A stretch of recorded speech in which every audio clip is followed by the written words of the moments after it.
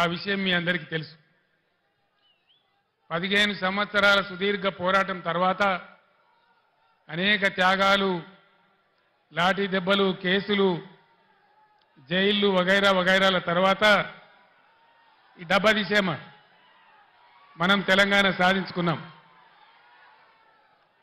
అది తీసేస్తే పోతుంది.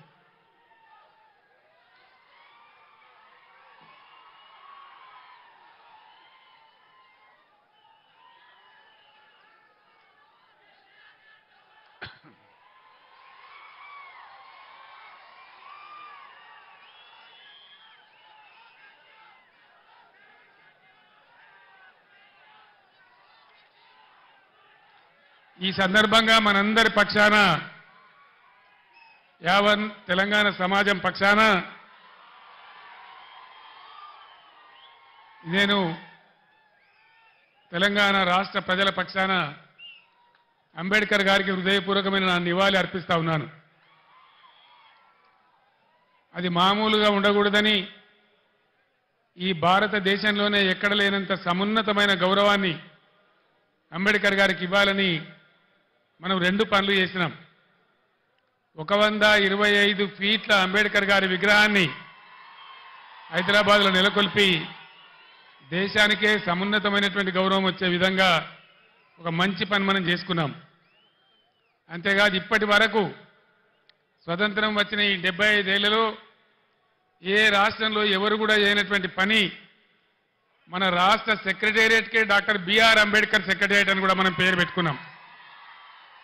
ఇది మనం ఆ మహనీయునికి అర్పించినటువంటి నివాళి. ఇక్కడ నేను మీ అందరికీ ఒక మాట మనవి చేయదలుచుకున్నా. ఇక్కడి నుంచి, ఈ చేవేళ్ల సభ నుంచి యావత్తు తెలంగాణ రాష్ట్ర ప్రజలకు కూడా ఒక సందేశాన్ని ఇవ్వదలుచుకున్నా.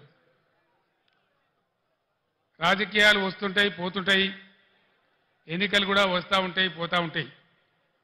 కానీ ప్రజానీకానికి రాష్ట్ర ప్రభుత్వం అంటే ఒక ధీమా, ఒక ధైర్యం, మా ప్రభుత్వం ఉంది, మమ్మల్ని ఆదుకుంటుందనేటువంటి ఒక విశ్వాసం అనేది ఉండాలి. ఎక్కడైనా ప్రజలు ప్రభుత్వం నుంచి కోరుకునేది అదే. ఒక ఆయన కొద్దిగా ఎక్కువ జరగచ్చు, ఒక ఆయన కొద్దిగా తక్కువ జరగచ్చు. కానీ యావత్తు రాష్ట్ర ప్రజానీకానికి ఉండాల్సింది ఒక ధీమా, ఒక ధైర్యం, ఒక ఆత్మవిశ్వాసం. మమ్మల్ని అన్ని విధాలా ఆదుకునే మా ప్రభుత్వం ఉంది అనేటువంటి ఒక గౌరవమైనటువంటి భావం ప్రభుత్వం ఎడల ఉండాలి. ఈ మధ్య ఎన్నికల్లో నేను చాలా సభలలో చెప్పినాను, ఓటు వేసే ముందే చాలా జాగ్రత్తగా ఆలోచించాలి, ఏమాత్రం దెబ్బ తగిలినా చాలా పెద్ద పొరపాటు అయిద్దని చెప్పినాను. సరే, ప్రజలలో కొంతమందికి కొన్ని రకాల ఆలోచనలు, కాంగ్రెస్ పార్టీ ఇచ్చినటువంటి అంతులేని హామీలు, ప్రలోభాలు, దానికి గురైన కొందరు కింది మీద చేస్తే ఈ రాష్ట్రంలో కాంగ్రెస్ ప్రభుత్వం వచ్చింది. 4 నెలలు గడిచి ఇప్పుడు 5వ నెల జరుగుతూ ఉంది.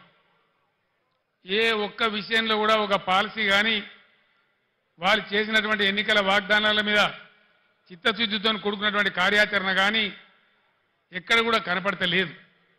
వసతులు, వనరులు ఉన్న వాటిని వాడుకునే నైపుణ్యం కనపడతలేదు.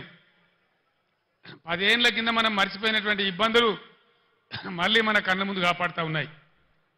మీ అందరూ దయచేసి గమనించాలి.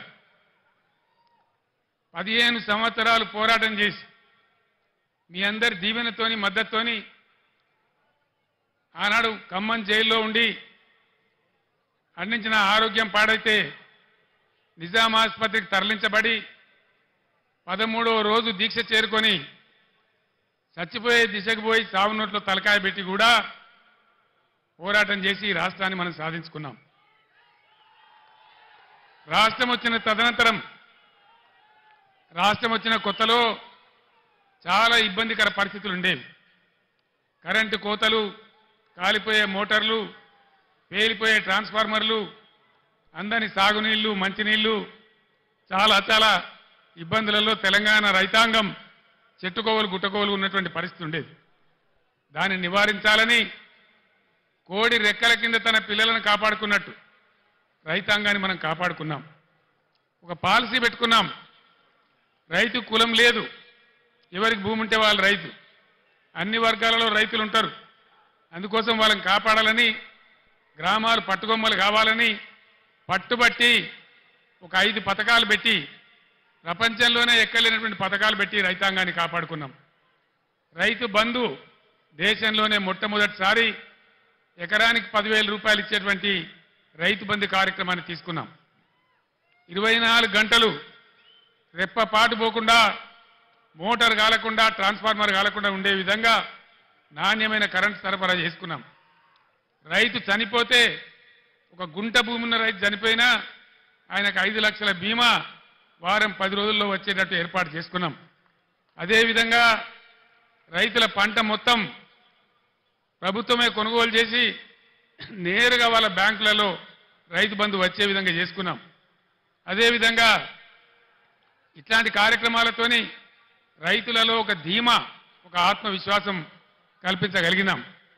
అంబేద్కర్ గారు, వెనుకబడిన తరగతుల గురించి పోరాటం చేసిన జ్యోతిబా పూలే గారు చూపించిన మార్గంలో గత 70 ఏళ్లలో లేనటువంటి 1100 గురుకుల పాఠశాలలు, వాటన్నిటిని జూనియర్ కాలేజీలుగా మార్చుకున్నాం. అవన్నీ కూడా మీ కళ్ళ ముందర ఉన్నాయి. కులము మతం లేకుండా దళితుల కోసం, గిరిజనుల కోసం, ముస్లిం వర్గాల కోసం, పేద వర్గాల కోసం, బలహీన వర్గాల కోసం 1100 రెసిడెన్షియల్ జూనియర్ కళాశాలలు ఈ రాష్ట్రంలో పెట్టుకున్నాం. దళిత బిడ్డలు, బీసీ బిడ్డలు, ఓసీ బిడ్డలలో కూడా నిరుపేదలు, గిరిజన బిడ్డలు ఎవరు కూడా విదేశాలకు పోయి చదువుకుందామంటే 20 లక్షల రూపాయల ఓవర్సీస్ స్కాలర్షిప్ ఇచ్చుకున్నాం. ఈరోజు ఇవన్నీ కూడా మాయమైనాయి. గత 5 నెలల్లో ఒక్క బిడ్డకు కూడా ఓవర్సీస్ స్కాలర్షిప్ ఈ ప్రభుత్వం ఇవ్వడం లేదు. దళిత వాడలు ధనిక వాడలు కావాలని దేశంలోనే ఎక్కడ లేనటువంటి విప్లవాత్మకమైనటువంటి మార్పు, సంవత్సరానికి 1 లక్ష కుటుంబాలు, 2 లక్షల కుటుంబాలు బాగు చేసుకుంటూ పోవాలని 10 లక్షల రూపాయలు ఇచ్చుకుంటూ ఒక కుటుంబానికి దళిత బంధు కార్యక్రమాన్ని తీసుకున్నాం. ఈరోజు కాంగ్రెస్ పార్టీ వాళ్ళు చెప్పినారు, కేసీఆర్ 10 లక్షల రూపాయలు ఇస్తా ఉన్నాడు, మా ప్రభుత్వం వస్తే మేము 12 లక్షల రూపాయలు ఇస్తాం అని ఆనాడు వాళ్ళు మాయ మాటలు చెప్పినారు. 1,30,000 మంది దళితులకు బీఆర్ఎస్ గవర్నమెంట్లోనే దళిత బంధు శాంక్షన్ చేసినాం, ప్రొసీడింగ్స్ ఇచ్చినాం, డబ్బులు జిల్లా కలెక్టర్లకు పంపించినాం. 12 లక్షలు ఇస్తామని నమ్మబలికిన ఈ కాంగ్రెస్ ఏం